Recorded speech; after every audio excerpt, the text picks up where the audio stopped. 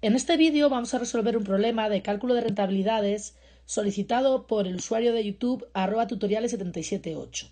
En él nos dice que una empresa cuenta con una inversión o activo total neto de 50.000 euros. Los beneficios obtenidos durante el último ejercicio han sido de 9.000 euros antes de intereses e impuestos. El impuesto sobre el beneficio es el 25% y se desea saber la rentabilidad económica de la empresa y la rentabilidad financiera, suponiendo que se financia un 60% con capital propio y un 40% con deuda o capital ajeno, teniendo esta deuda un coste o interés medio del 14%. Por lo tanto, lo primero que vamos a hacer es sacar los datos. Tenemos un activo total neto de 50.000 euros, es decir, que el activo vale 50.000 euros. Tenemos además que los beneficios antes de intereses e impuestos son 9.000 euros.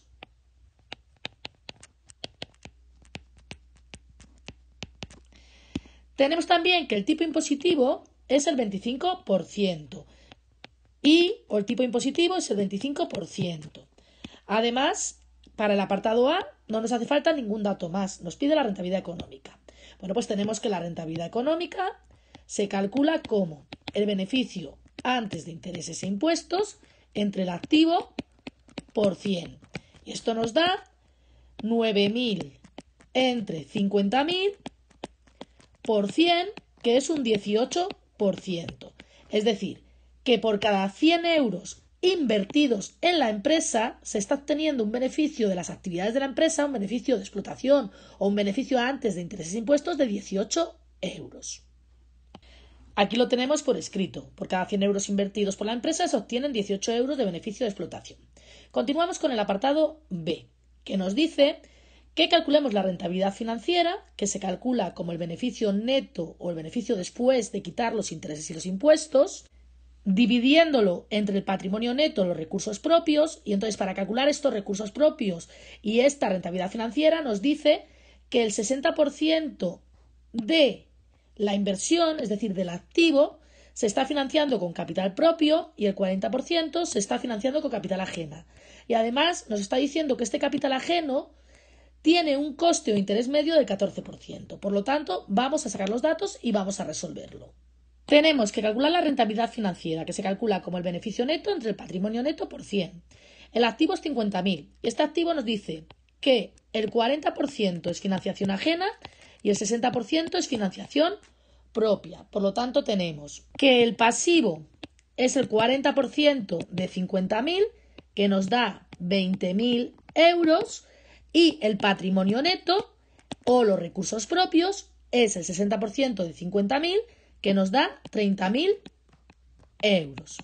Además nos está diciendo que este pasivo de 20.000 euros se está financiando a un tipo de interés del 14%, por lo tanto los intereses de financiación son el 14% de 20.000 euros, que nos da 2.800 euros.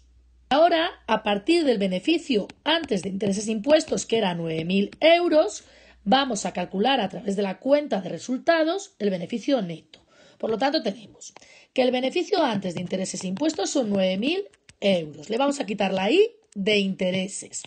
Y tenemos que los intereses que están recién calculados son 2.400 euros. Por lo tanto, el beneficio antes de impuestos es 9.000 menos 2.400, que nos da 6.600 euros. A estos 6.600 euros hay que quitarle los impuestos, que son el 25% del beneficio antes de impuestos, y esto nos queda el 25% de 6.600 euros, que es 650 euros. Por lo tanto, el beneficio neto o beneficio final son los 6.600 euros del beneficio antes de impuestos menos 1.650 euros de impuestos, queda 4.950 euros.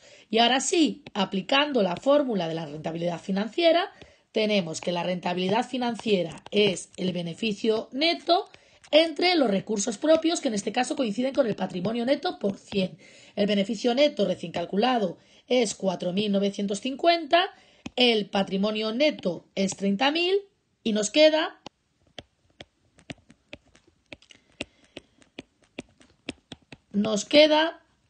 16,5%. ¿Qué significa este 16,5%? Significa que por cada 100 euros aportados por la empresa, es decir, de recursos propios, se obtiene un beneficio final, ya quitando los intereses y los impuestos, de 16,5 euros. Y aquí lo tenemos escrito. Por cada 100 euros aportados por la empresa se obtiene un beneficio final de 16,5 euros. Y con esto hemos resuelto el problema.